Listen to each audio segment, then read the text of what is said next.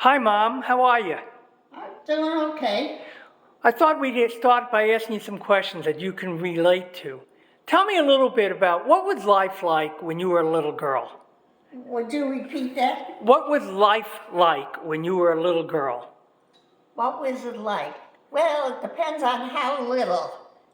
But one of my memories I told you that I was not happy about was the time I was 4 years old, and somehow or other we were up on the roof with my Uncle Lou, and my mother made me sit in a high chair, and I was crying, I'm not a baby, I don't want to be in this high chair. And that, I don't know why that memory always stayed with me. Well, I can understand it's rather upsetting. Do you have any idea why she did that? What? Why did she put you in a high chair? Why did she put me? Yeah. She thought it was funny. Oh, so she was yeah, okay. That scarred you for a while, I think. Yes, it did. If I still remember it, it bothered me. Sure. Can you tell me about a happy memory? A happy memory, one that she did. For some reason, I wanted to be a nurse when I grew up. I think I liked the outfit. So it turns out that my mother took a sheet and made a nurse's uniform with a little hat for me. So that was nice. When was that? Do you know how old you were? Oh, I must have been about 7 or 8, Was it Halloween or just? No, I don't know why I thought it would be nice. But of course, when I was a kid, I was in front of doctors and nurses all the time with the eczema, with the boils, with the, all the problems I had. So maybe I thought they were nice, nurturing people. Ah, very interesting. I knew that you had. I didn't know you had boils as well. I knew you had eczema. Yeah, I still have marks in some of my legs. They used to have to go to the hospital. They'd have to lance it and clean it and bandage it. Yeah. Oh man, you must have been in a lot of discomfort, huh? Yeah, it was tough as a kid. And then I had things in my scalp, and they were examining it. I remember going before a whole panel of doctors wearing only my underpants, and they were examining me and discussing the case. Wow. Yeah. Maybe you're written up somewhere in a medical book, huh? Maybe. Yeah. Well, how old were you when you started overcoming those things? Well, I was often told when I reached puberty, but that never happened. Then they told me if I became pregnant, all the allergies would go away. That never happened.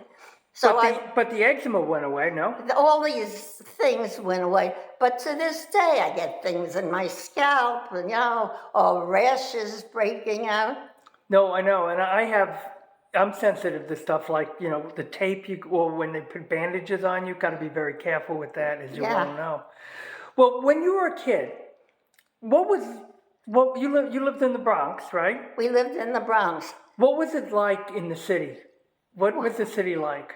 Well, first my mother and father, we had a basement apartment, and to make some money, she would sell dresses because one of her brothers was in the garment industry. So he would give her the dresses at an off price, and then she would sell it and make some money on it. Well, was she selling out of your apartment? She was selling out of the apartment. Yeah. So you had a lot of people just coming in and out, trying things on? Women buying clothes. Then for somehow or other, we got together with my grandfather and 4 uncles to got a big 6-room apartment, and we lived there. No more selling dresses, but little by little, the uncles got married and left. So after a while, it was just us and my grandfather, until my father moved to Baltimore, and that was the end of him. Well, how old were you when that happened? Well, I think I was close to 18, but all those years, she used to make fun of him, to us. And I think we felt we had to choose all he did was sit and stare all day. I realized later he was just unhappy. But she used to make fun of him, call him the zombie, When they got married, was that an arranged marriage? My mother's marriage, yes. At that time, you marry him or out. And she's a young woman. What in those days? What did you do? So she married him. And how old was she when she got married? I think she must have been 18, 19, because she was 21 when I was born. Yeah. And then 4 years later, Fred. Yeah. Yeah, and Graham was a very attractive woman, right? Yeah, she was. Yeah. And how did I know she knew people like Billie Holiday? Was that through your uncles or? Yeah, through Val and Kelly, they were all involved in show business. So she got to meet, up and coming actors, actresses. What did she do? I mean, other than selling dresses, did she work? Not Anything? really. No, I do remember she had a poker game in the afternoon. She'd go every week, and she'd drag me, and I'd have to sit and twiddle my thumbs. It was so boring. Well, where was Freddie? Where was he? I don't know. He may have. I really don't remember that part of it. Yeah. What was like the happiest memory you have as a kid? The happiest memory.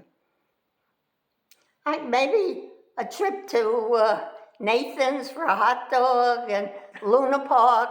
What is Luna Park? Luna Park and Steeplechase were these big, like Disney World would be now, with rides and things like that. Huh. And so you had to pay to get in? Yes, you had it, yeah. And they had tremendous sliding pond and trains that went around and a car, what do you call that? A roller coaster. Oh, Ferris wheel. Ferris wheel, yeah. So How did that compare to Jolly Roger? it was similar, but it was much bigger than Jolly Roger. Yeah. Yeah. I didn't see. I'm hearing some things that I never knew. Tell me about school. What was school like? School was like, well, I didn't make many friends. So mostly I was busy with the schoolwork, and I was a good student. I always got top marks and everything. Yeah. So, but I didn't really I didn't know how to make friends, really. Yeah. So, not until I was grown up, and the big thing that helped me socially was with the CP group, because there I began to flower, and come out of myself, yeah. So those were fond memories, yeah. Yeah, I know, I remember with CP, I remember when, what was it, I remember Christmas time, we'd be outside in the winter delivering things. What was that? Do what? Remember, for CP, wasn't it during the winter, Christmas time? Oh, we'd deliver candy and things, yeah, to raise money. So, yeah, and you boys would help. I'd take the orders and then we'd deliver the candy or whatever. How did you choose which one would help you? Mostly I think it was Jeff. You guys were always busy with other things. Oh, so Jeff was that predated his being a mailman, huh? I don't know, because I remember then we had a bowling league and Jeff kept the records for that. As a matter of fact, there's a young girl here, the granddaughter of one of the residents, doing things here. So I told her about that. I said, if you ever go to college and they ask for a resume, put it down that you help here. Yeah. Yeah. So you can be the reference. Yeah. So let's see. So you didn't go to college, but your first job, you were a bookkeeper? Yeah. Yeah. Well, the very first was a temporary job for 2 weeks in a hotel, helping in the office, and I got free lunches. You see the fancy lunches I used to get. Can you remember any? I remember the liver saute with onions and all. Yeah, that was just a temporary job. Then I got this job in the garment industry, the blouse company. Was that my phone? Yeah, it's spam. Don't worry about it. So I was an assistant bookkeeper there. And how much, just ignore it. How much were you, it's done. How much were you, how much was I paid? Yeah. The first job I got, I was paid $16 a week, and that was a good salary. Out of that, I would give Graham $5, and I'd have 11, for myself and lunches and to open a savings account. Yeah. Well, that savings account grew because by the time I got married, Dad said to me, I think I had $300. If you want a fur coat, you better buy it yourself. It's going to take a long time before I can afford to buy you one. Did you? Did you buy a fur coat? Yeah, I forgot, some curly lamb kind of black coat. Yeah. So, And you were on your way. And you met Dad in 1948 at a USO dance, right? it wasn't USO. It was, I don't know who sponsored it, but there was an office building in Manhattan that had this room available to working women. And we would have dances for returning servicemen after the war. And so we would charge the men $5, and from that money, we would get donuts and coffee and get some records to play and dance. You would dance. Where was it held? It was on 44th Street in Manhattan. There was an office building. It was just like a big room then or something. Just a big room. Yeah. Yeah. So that's what happened. And I had been working at this company as an assistant bookkeeper with this girl, Flossie. And she and I went to the dances. But she had known some guy for years before. So she wound up finally marrying him. I think they knew each other for 7 years. Oh, isn't that Flo? That's not Flo? Yeah, Flo. Yeah, okay. And that was Flo and F. That was F. Right. Yeah. Right. So that's how I met Dad at one of the dances. The skinny guy. Yeah. Like my mother said, what do you want with that tall, skinny marine? Did he ask you to dance? Did you go and ask him how to? No, I didn't ask him. As a matter of fact, what happened was his friend had asked somebody to dance and then made a date and said to Dad, come on a double date with me. And Dad didn't have anything to do. He said, okay. So we went out, the two couples, to dancing. And his friend, that petered out. And Dad and I, we met again. And then we would meet. It got so that I knew in the morning when I got on the train, I knew which station he got on and which car. So we would meet and travel downtown together. That's cool. And what was he what was he working? What was he doing? He was working with Bill. My Uncle Bill? Your Uncle Bill in a printing menus or something. So that's how we learned that business. But Uncle Bill, he worked for Uncle Bill at the time, Yeah. right? And they both worked for someone else. Oh, I see. So so Uncle Bill didn't own the company or anything. It wasn't Bill's own company, no. And then there was Marty got involved in printing too. Same thing? Marty, I think, had been driving a taxi, and they decided maybe they could do a little business. So I remember Marty and Ruth had money. We didn't have any money. We did have, I think, a veteran, when he left the service, got $1,000 insurance policy, and we cashed that in. And Graham's friend Jenny lent us $500. Graham thought she'd have a fit because we'd never be able to pay her back. So that skinny Malink, he'll never amount to anything. Right. So we invested that, and they bought this place that printed menus, and Marty was the inside guy, Dad was the salesman, and little by little they got more accounts, and then they decided, let's try our own company.